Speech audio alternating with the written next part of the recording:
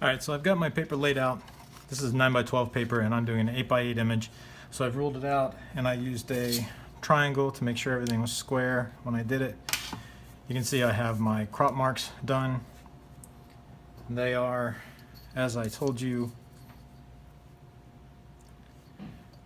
they're 1/4 away from the edge of the area that needs to be cropped, and they're 1/4 inch long on all four corners.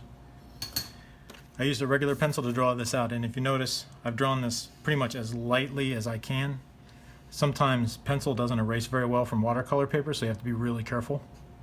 So always work as light as possible with the pencil as you can. Now, if you remember in my inking video, the tape ripped up the surface of the paper. So I'm going to test this. I want to put paper down to keep it nice and clean. Put that down. Yeah, no problem with this paper. Doesn't look like I pulled it up or anything. So what I'm going to do is I'm going to edge the paper here with tape. And when I'm done with my watercolor, I can pull this up and I'll have nice clean edges.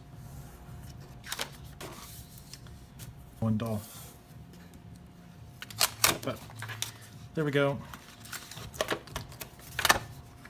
I'm going to fold these over because if I'm trying to rotate the art while I'm working, it's going to get really annoying having that stick to the table like that. Okay, so now this is ready to go. Alright, now I got my sketch. I did it, like I said, as light as I could, and I also put in as few details and lines as possible because those will show through some of the watercolor. Generally, watercolor is described as a transparent paint, which means it isn't opaque, obviously. It doesn't cover up things, it just sort of lets them show through, which is why you can use watercolor to glaze layers on top of each other and build up really nice complex looking colors. But it also then lets the sketch show through, so you have to be very careful to make sure that it's exactly what you want. So I've only used darker areas, like around the beak a little bit in the eye and the legs, because I know that the colors I'm going to be using are darker, so darker colors will cover and blend together with that better. Because once the watercolor's down, you won't be able to erase your pencil lines at all. So what you have here is what you're going to have in your painting. We're going to start with the background first, because in traditional painting you work from the back forwards. That way you can be just a little bit sloppy with your edges, like not even sloppy, like, you know, it's organic and part of the process. But then when you fill in the middle part that's on top, you have the chance to sort of correct those edges by glazing over. And if you go the other way around, you can't as easily push the paint around. So always start from the back and work your way forward. And since I'm doing this photograph, you can see has a nice wash from bluish green down to a lighter, just almost white. I'll show you how to use what's called a wet on wet technique to accomplish that look. Alright, so we're going to make this with regular watercolor, which comes in a couple of varieties. First you have the dehydrated disc version, and then you have tubes. This is actually gouache, but the tubes for watercolor are pretty much the same. And the difference is that these are completely dry, and these actually still have some moisture in them, so they're easier to mix a little bit. If you want a large area, you would use the tubes. But for what we're going to do, these discs are totally fine. I'm going to use this one, which is nice for doing the background. I'm going to use this nice medium brush. I'm going to use a detail brush, and I think I want to do some feathering for the edges of the bird, and I think it's either going to be the fan brush or this brush. I'm not sure which.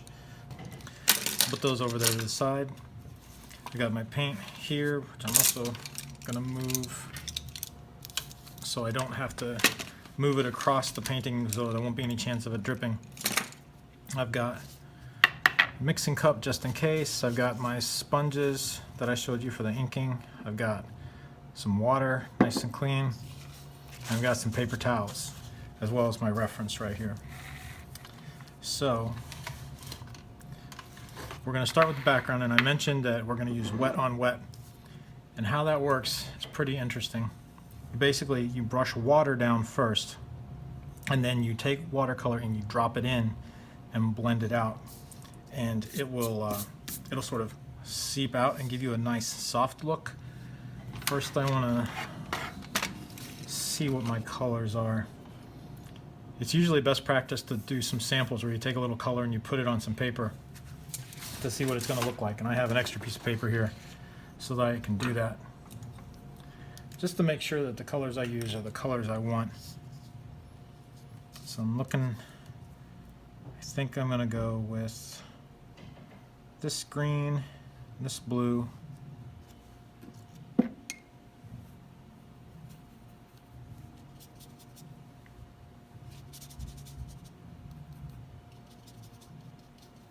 yeah, that's nice.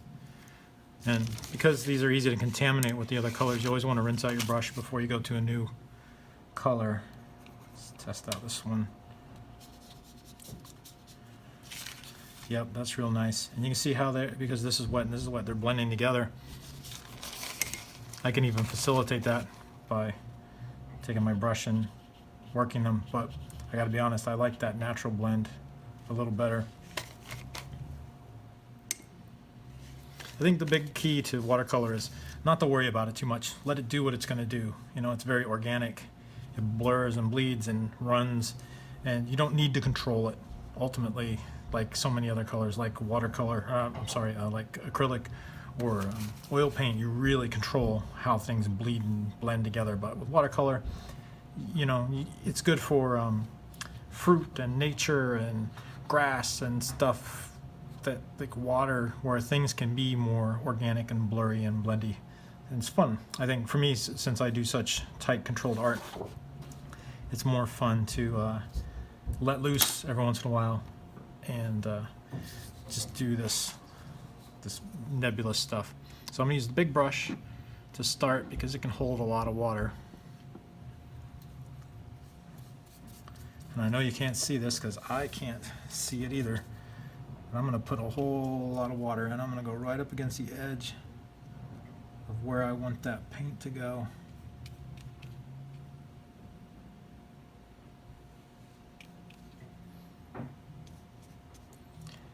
What I'm going to try to do is try to keep the moisture level consistent across the page. And I'm going to try to keep it from drying up as it goes along too.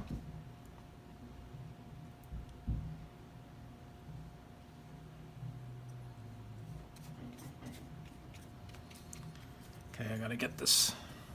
You got to work fast, but accurate.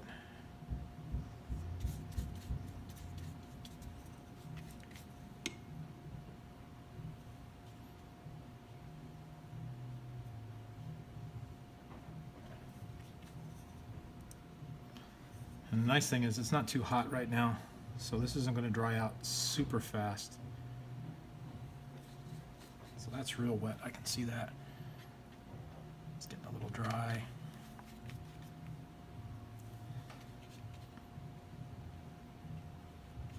Okay, I'm going to take a whole lot of color. It's going to start with this blue. Really get some of that in there. I'll wash it across.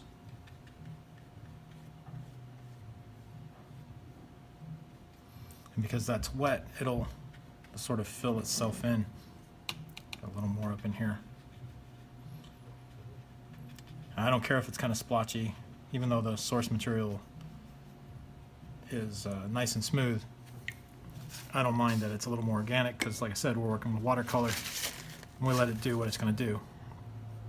So there, I cleared out the brush, get some green.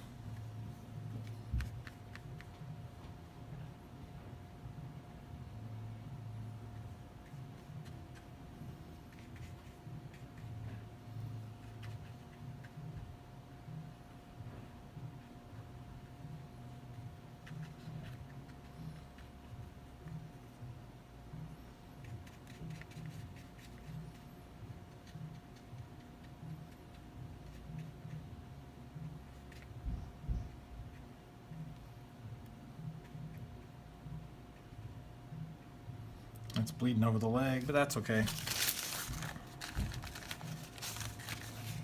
Just make it worse, I guess, if I do that.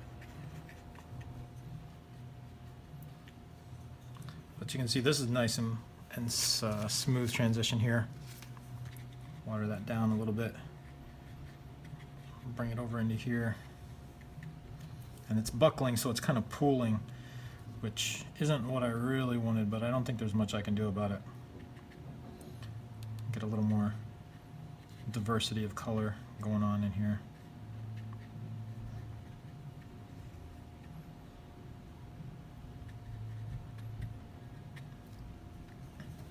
And that's starting to dry a little bit. So I'm going to put just a little more color up in here. I'm going to get a little more saturated.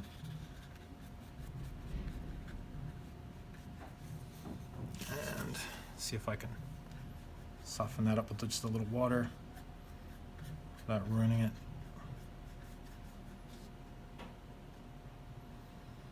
See how that goes.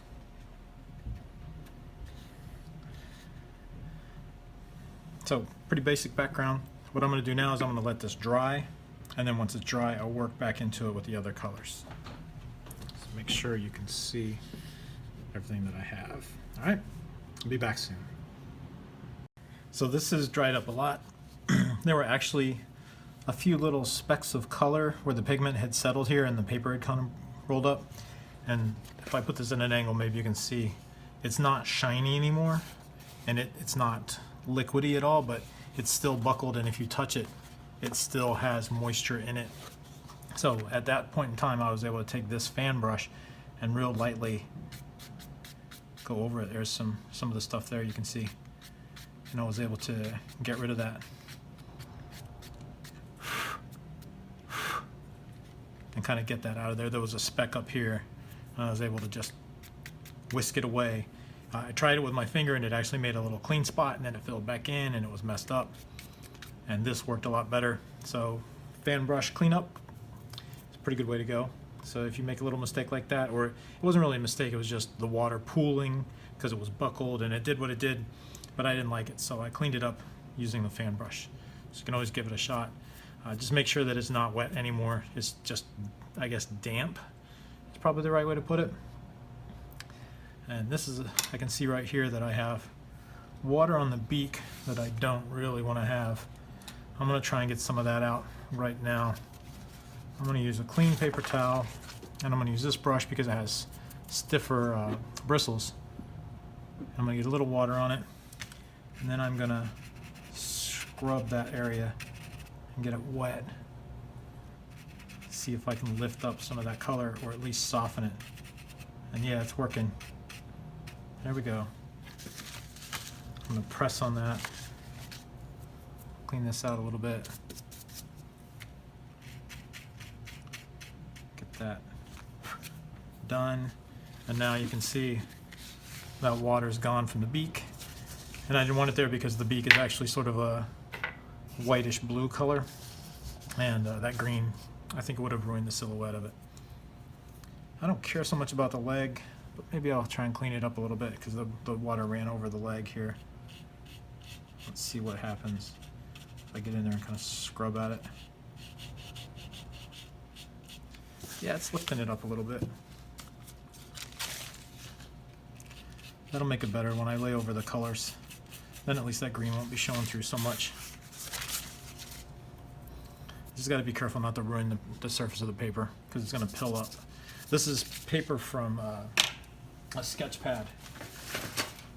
This sketch pad specifically, the Kenson Watercolor, and it's not bad, but it's not high quality super premium paper either, so it isn't impervious to being pilled up and rubbed away.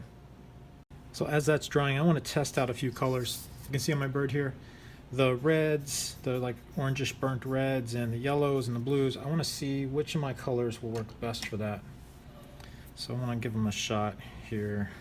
Put these in where you can see what's going on. That yellow. Ooh, that's a lot brighter than I thought. That's actually the perfect yellow. It's really going to pop. We'll see how it looks dry, but that was this middle one.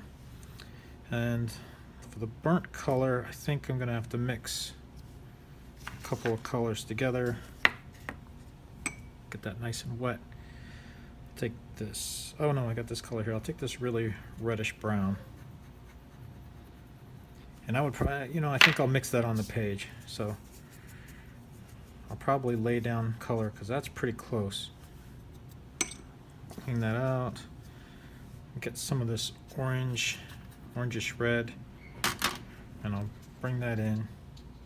Yeah, that's nice. And I'm going to be a little splotchy with it because there's a lot of texture you may not be able to see from the camera. There's a lot of texture going on, so if I do this splotchy sort of thing with the brush, it really picks up on that. And I noticed one of the things a lot of people don't worry about with watercolors, they don't worry so much about the value structure, they worry more about the chroma structure of the piece. And I'm going to go in and apply a little bit of shadow, but I'm not going to worry about it too much. Because see, it just kind of picks up. I think I get really dark with that.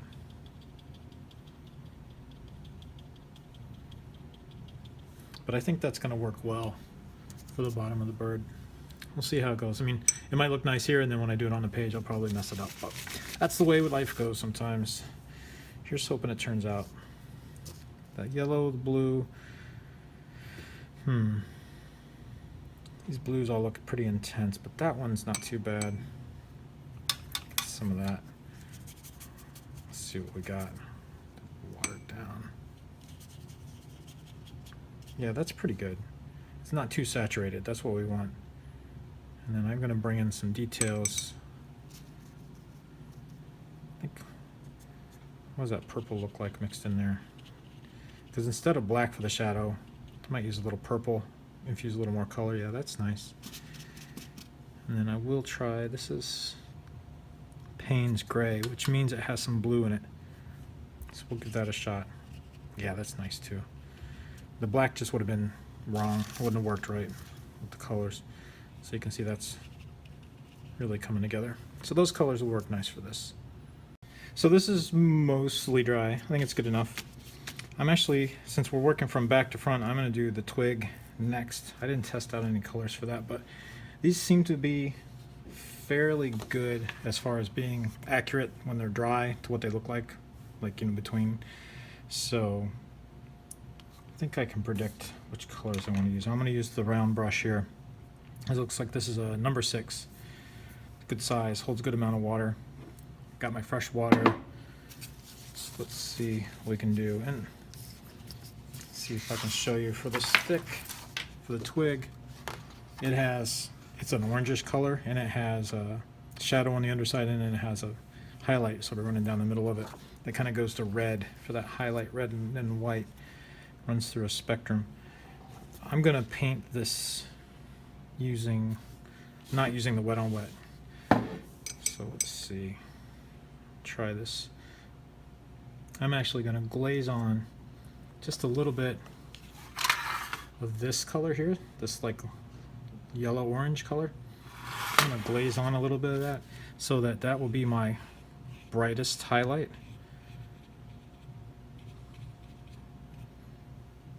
I don't really want that to be white for the highlight because I'm going to use some of those other techniques on the actual bird, and I think that'll be too much. I think it's a little much on there, so I'm going to use the paper towel just to pick up some of that.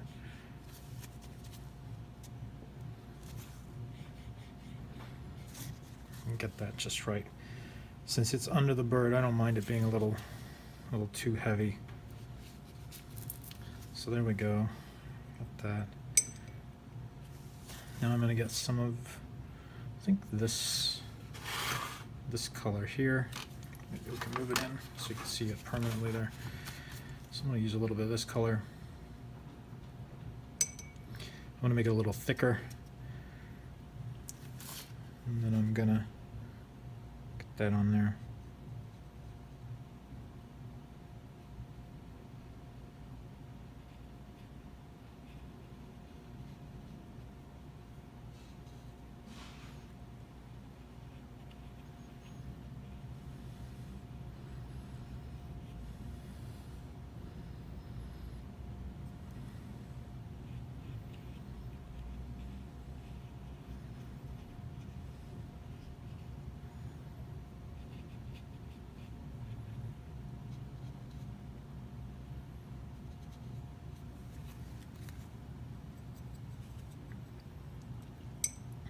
And this twig had some little branches coming off of it, so I want to make sure that or like nubbins coming off, I want to make sure that I get some of those indicated, because they had a nice organic element to it.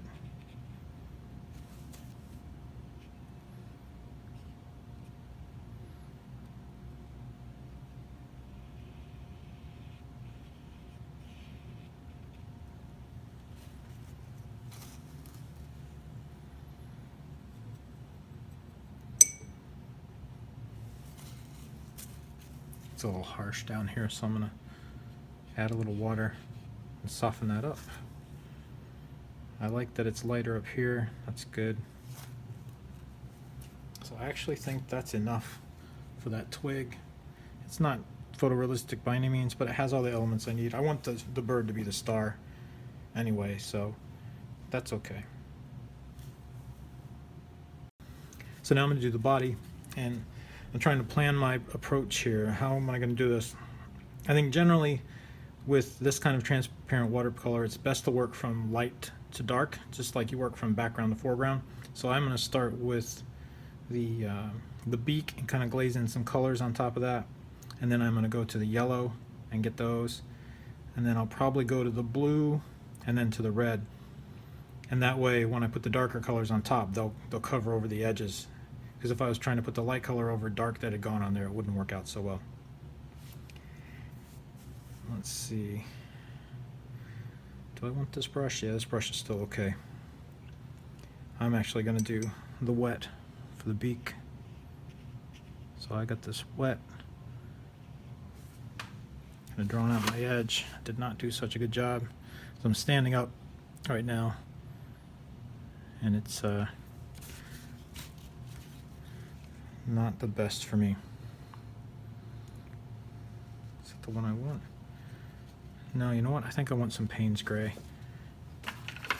I want it pretty watered down.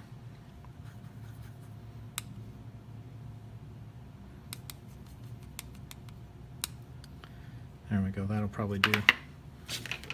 We do all right. Yeah. See, that's not bad.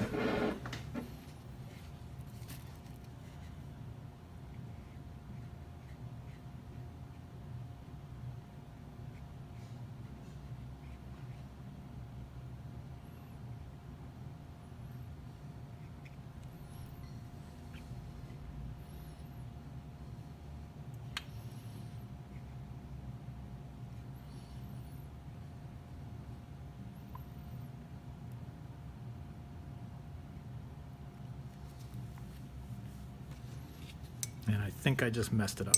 So let's see if we can save it. I don't like that. Yeah, that's not too bad. I don't like that either. Too much.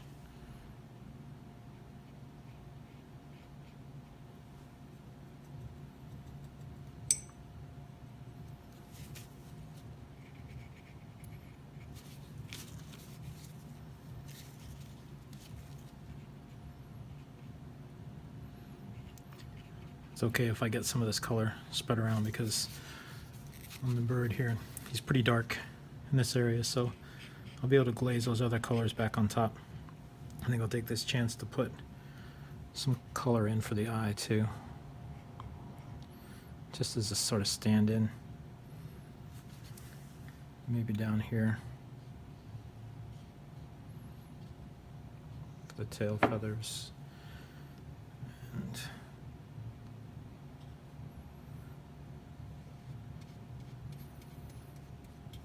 again for the wing. I don't like how that's blending, so I'm going to get some water, kind of work that out. So that's nice and soft.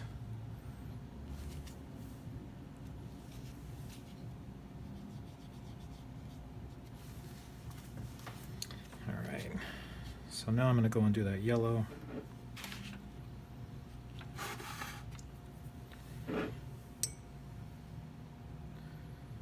Medium yellow. It's pretty punchy, so I'm gonna just work with it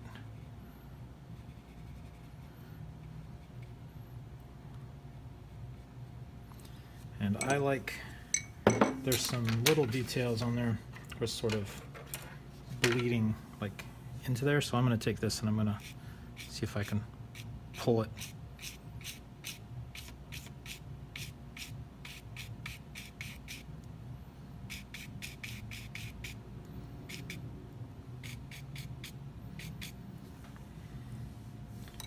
Doesn't have to be perfect.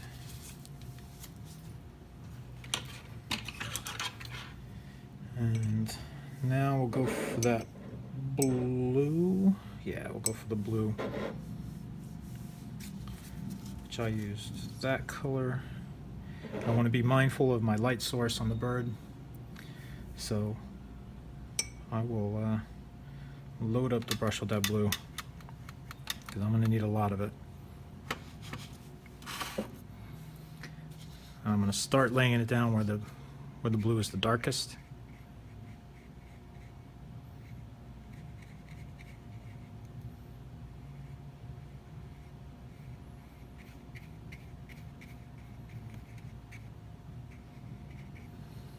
I'm going to get some Payne's gray in there too. Oh, it's still wet, so it can kind of smush together. Oops, wow, I just really sent some color flying on there. If you get it when it's wet, sometimes you can get it off. I just let the brush flick it all over the place. So I'll clean out my brush again. Now I can come down here and I can refine my edge a little bit.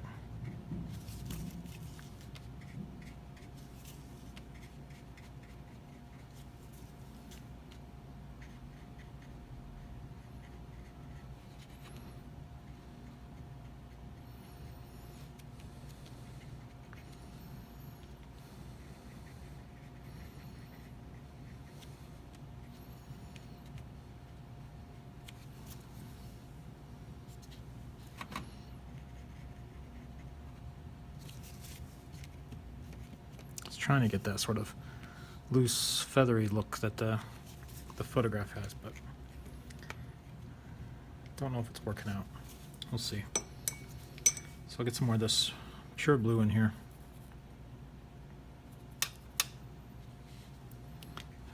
Fill in this edge.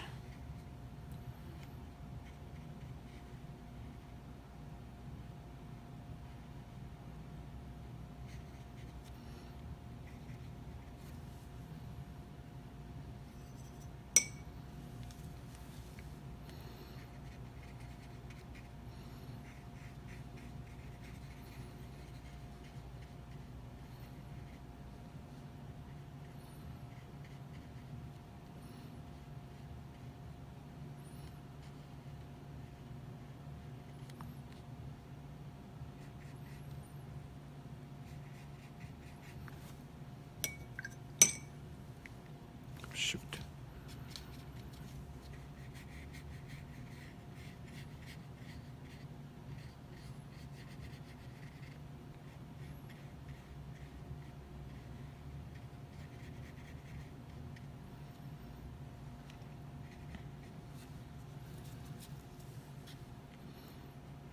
So I gotta get some more of that Payne's gray.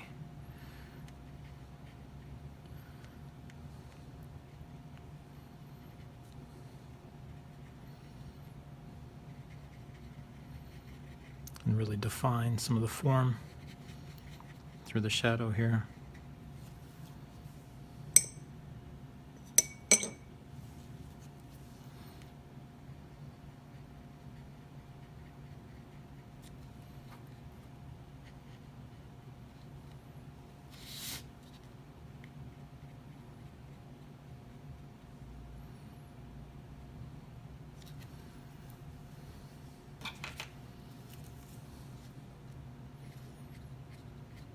Works pretty well. Drag those colors out.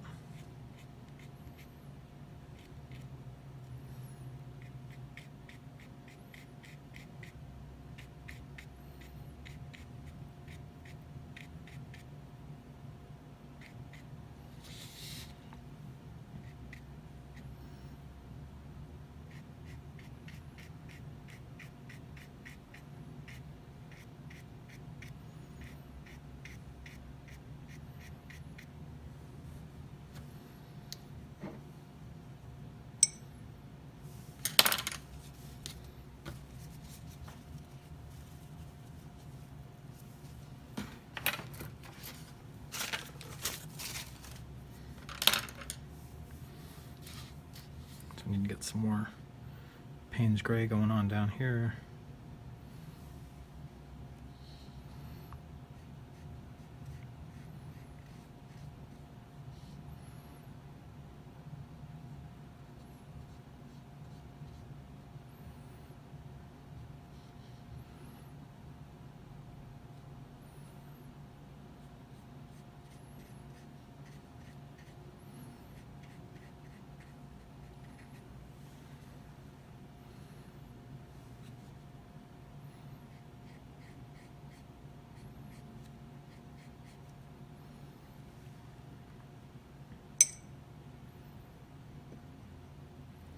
So that's working out pretty well. I'm going to go back and get that fan brush and try and get this just a little more blended.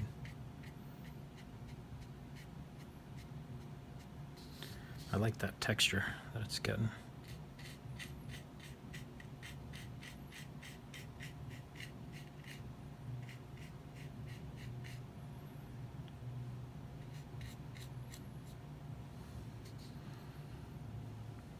Just to give it a little something.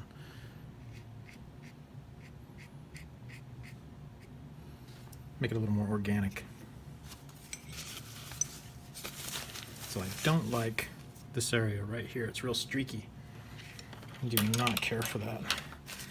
And I think it's a little oversaturated in some of these areas compared to the bird, so it's kind of getting a weird look.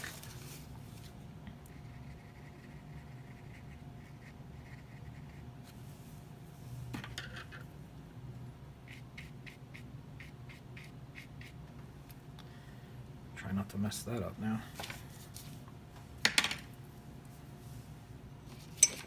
My water's getting a little dirty. Not much I can do about it though. Soften that up.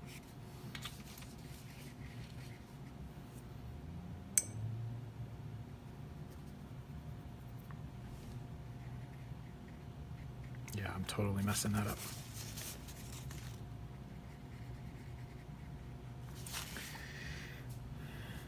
So let's see.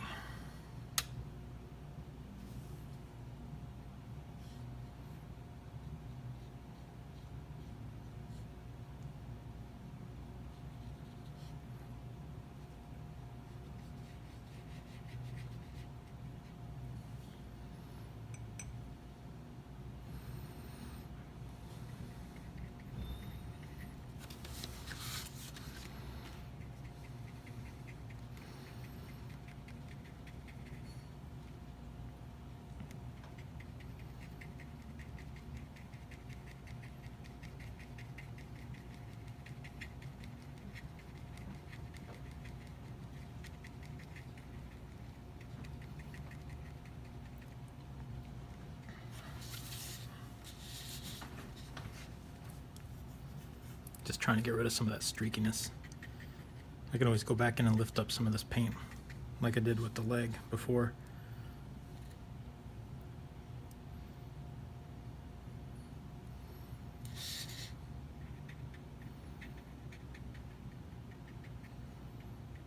Carry that blue through a little more, and it'll blend out because of the water, so it'll sort of blur together. Cheek's a good place for me to kind of get back in there.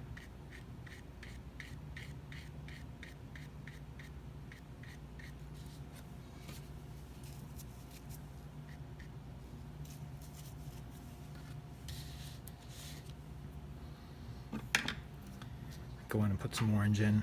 No, I'll put some more Payne's gray in down here. Really get that popping.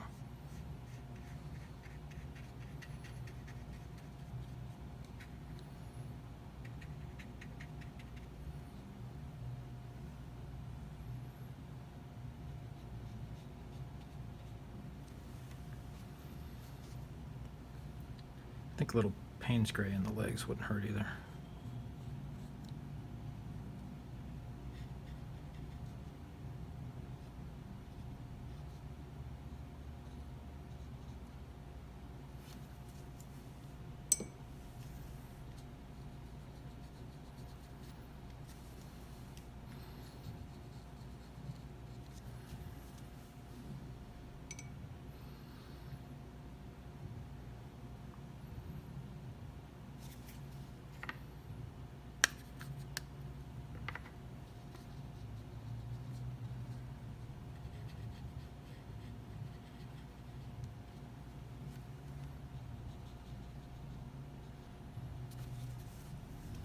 Okay, now I'm going to do that orange for real.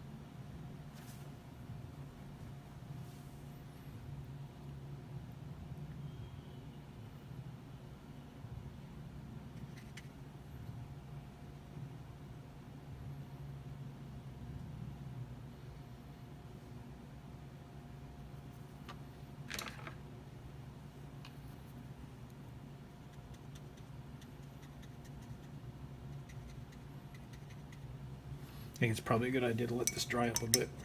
I'm going to try some fan brush work. See if I can get some of that cleaned up. I wish it was a little more smooth, but it got that brush modeling technique for the feathers. I don't think it came across all that well.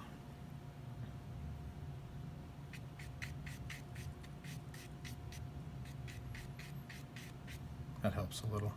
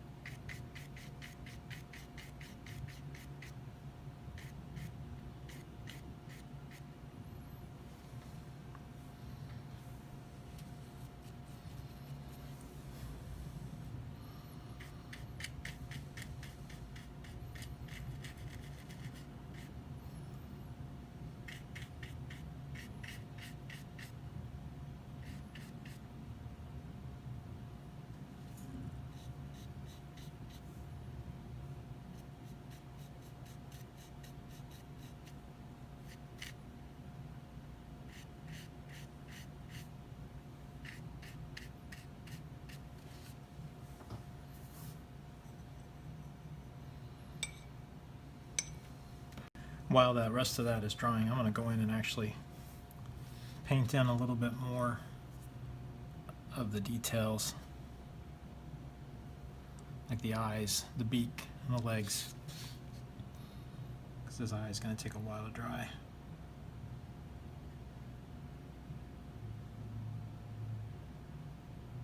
This is Payne's gray, which I used on other parts of it, so brought it together pretty well. It felt like it was part of the color family. Again, if I just used black, I think it would have been too stark. I've got this little brush, which is a 000. I'm going to use it to edge the beak, hopefully.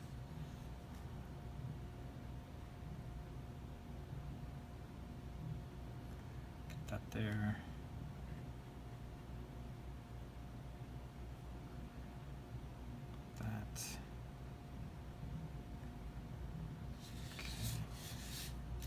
That detail put in. I'm going to go down to the legs. Let's use the same thing.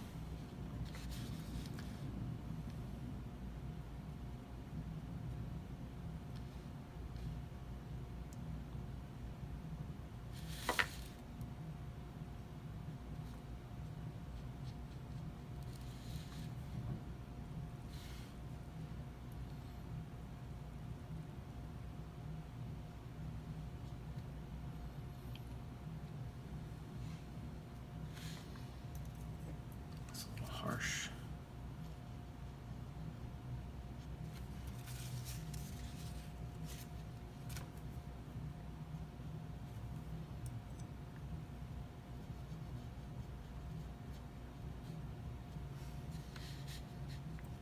Don't really want the legs to be a point of focal interest anyway.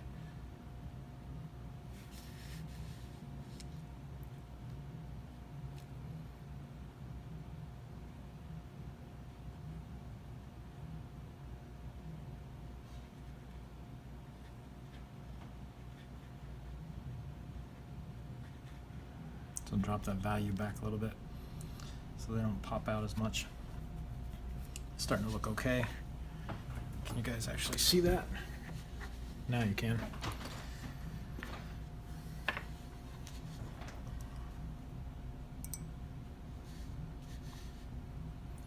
And I think because I need some highlights going on there that I can't really lift out, I'm going to use some gouache.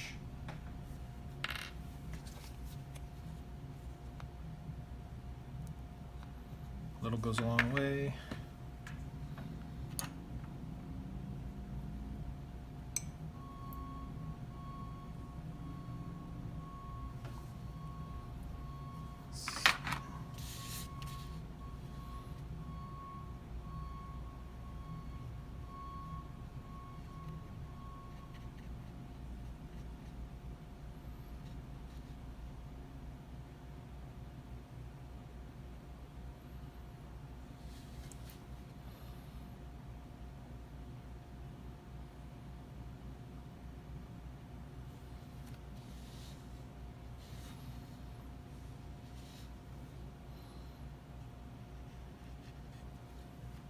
That didn't work.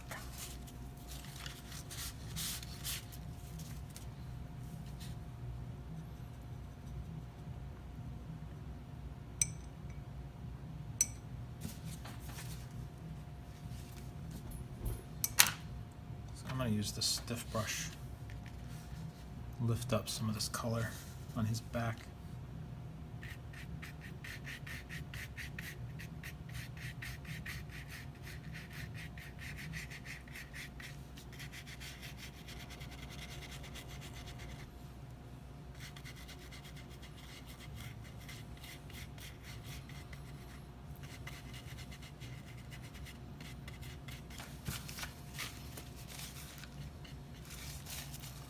Getting pilly from me overworking the paper.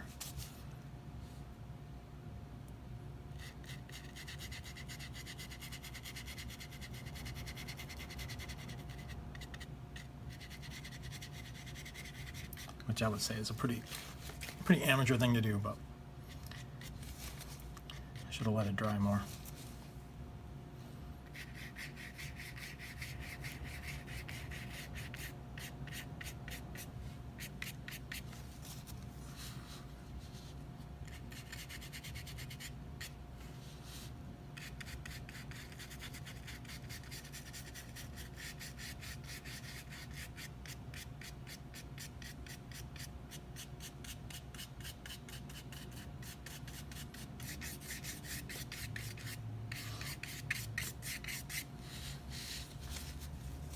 Some of that texture going in there.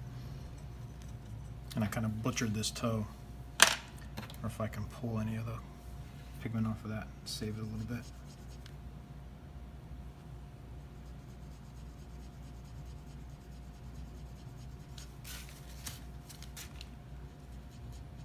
Yeah, a little bit.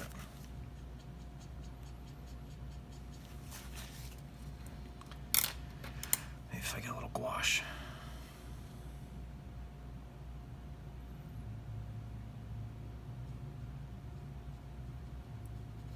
Define some of those knuckles on there.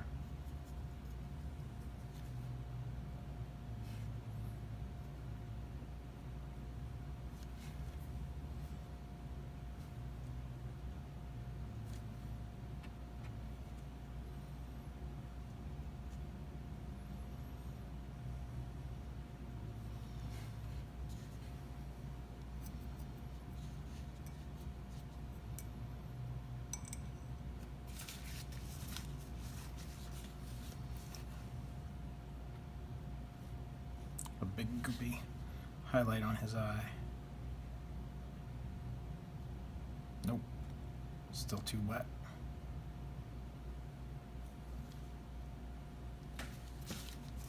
Okay, definitely got to let that dry some more then. So this is dried a little bit. I was actually able to take the fan brush and get some of those pills off there by brushing and going and blowing as I did it, and I got a little bit of that off. Looking at the photograph, and really this guy is missing some dynamic texture going on around his face here, and just some extra highlights and dark areas that I can kind of go in and add to give it some more personality, because I think it's looking a little flat right now. Trick is just not to overdo it.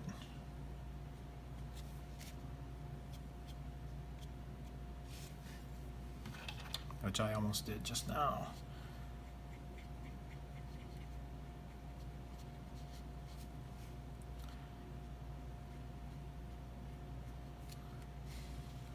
Okay, that actually wasn't too bad. That helped. Pretty good.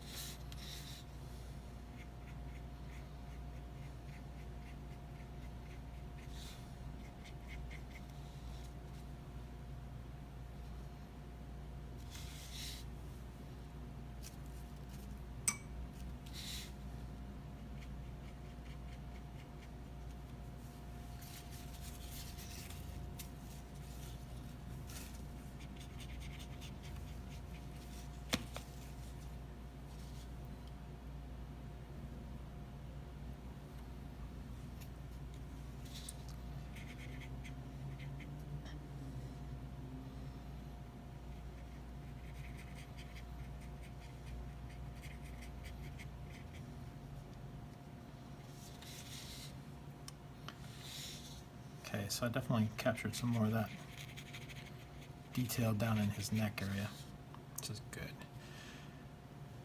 I can push it just a little farther, I think, right here.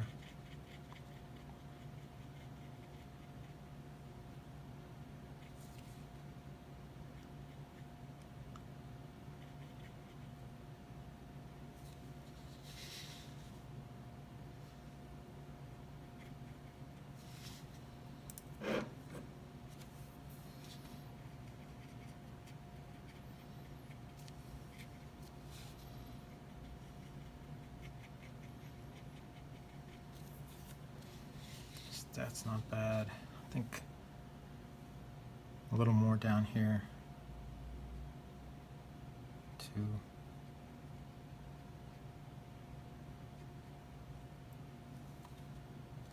Be pretty good.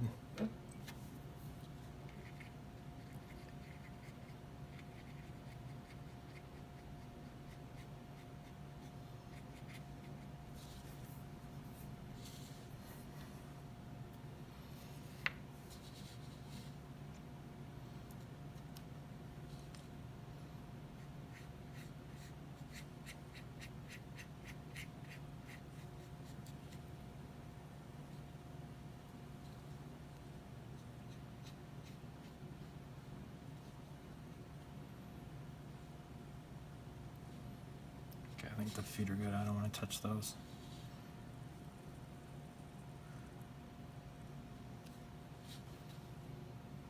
And then I think just a little more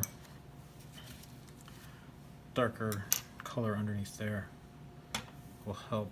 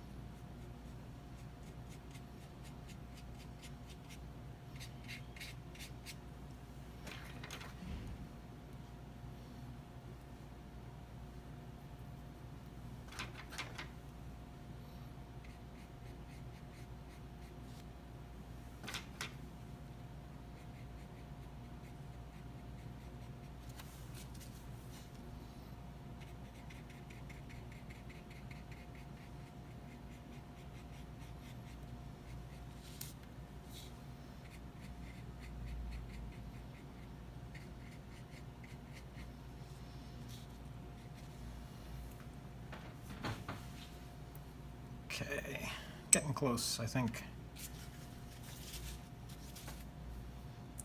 Hopefully that gouache is dried enough. I can get a nice hard dot on there.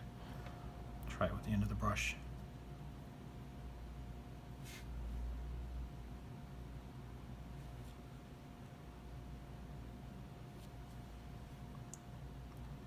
This gouache is a little soupier than I'm used to for gouache. I think that'll do the trick. So the other thing I wanted to do was sort of do some edge accent highlights on here, again with the white gouache.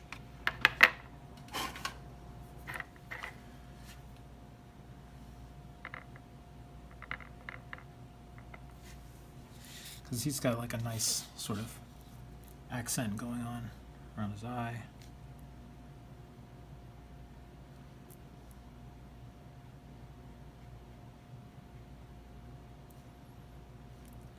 Kind of bring that in.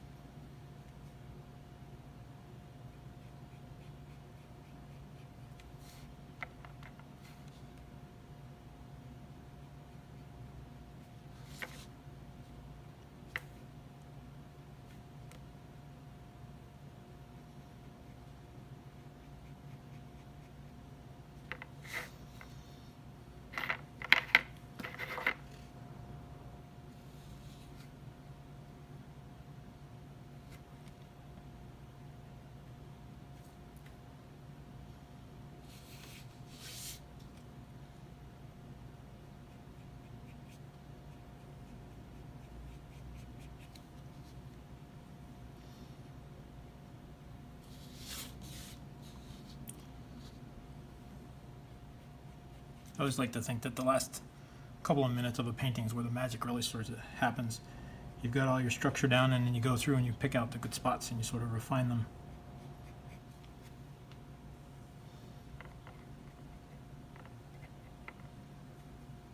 It's too much paint.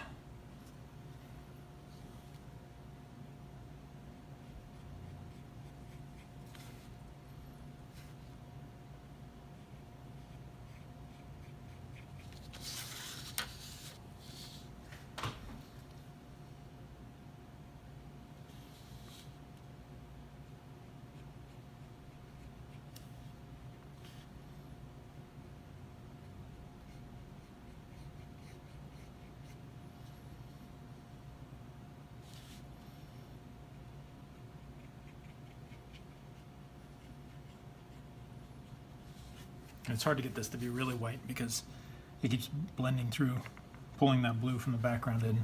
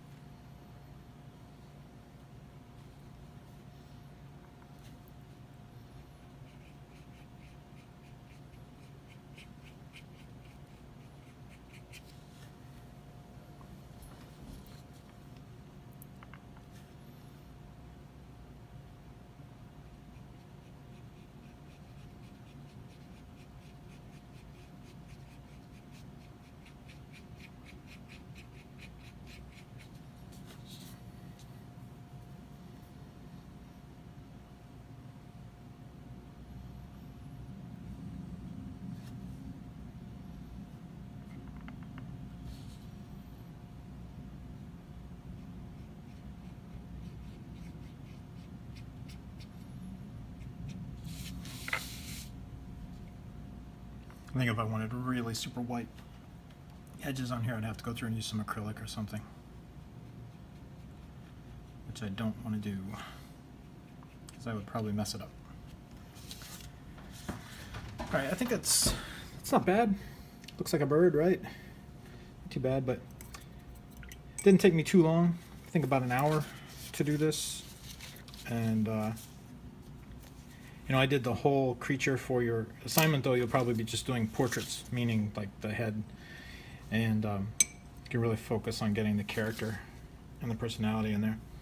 And now it's time for my favorite part, is to actually just remove this tape. And always make sure you pull away from your painting.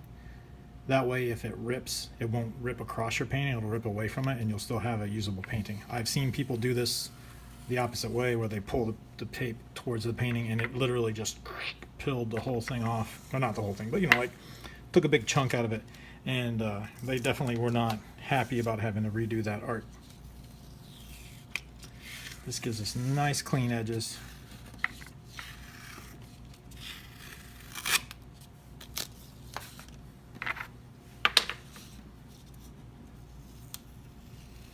And there's my crop marks, nice and neat.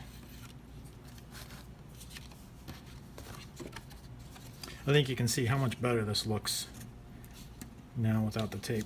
It just has a nice finished quality to it.